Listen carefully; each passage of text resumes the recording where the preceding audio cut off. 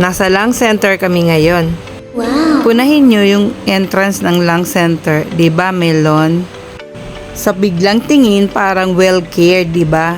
Mag-green, tapos nagugupit ng husay, natitrim, pero tingnan nyo to.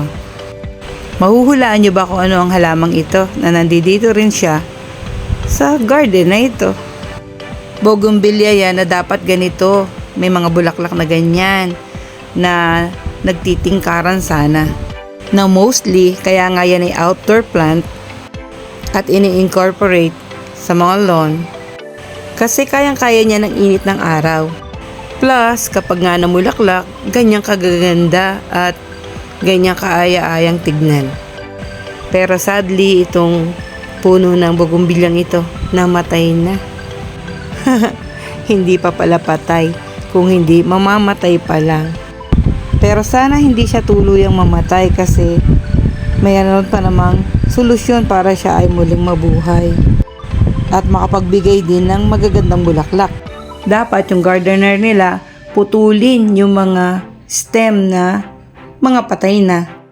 Kapag pinutol niya ang mga walang kwentang stem, susuloy uli iyon at magiging panibagong suloy na magbibigay ng mga bulaklak.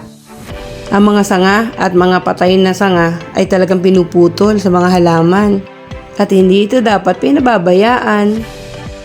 May mga halaman talagang nakakasurvive kahit na hindi alagaan. Tingnan nyo itong mga puno sa kahabaan ng Quezon Ave.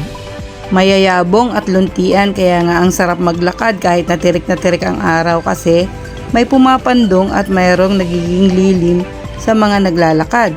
Kaya lang hindi pare-pareho ang mga halaman. May mga halaman na kailangan talagang inaalagaan para hindi nadadamage at hindi mamamatay. Their bright colors make us happy. Lalo na nga kung sila'y punong-puno ng mga bulaklak na ating nahahawakan at nahaamoy. Pero sa time na mukha na silang humihingi ng tulong para sila'y i-rescue, wag na nating ipagkakait ang ating helping hand. Para isang araw, ang bougainvilleang ito, na ngayon ay tuyong-tuyo na ang mga sanga at halos namamatay na, ay mabubuhay muli at magiging magandang namumulaklak na halaman sa unahan ng lung center of the Philippines. Payagan kaya nila akong itrim ito at buhayin muli. Palagay nyo guys. At sino namang i-approach ko?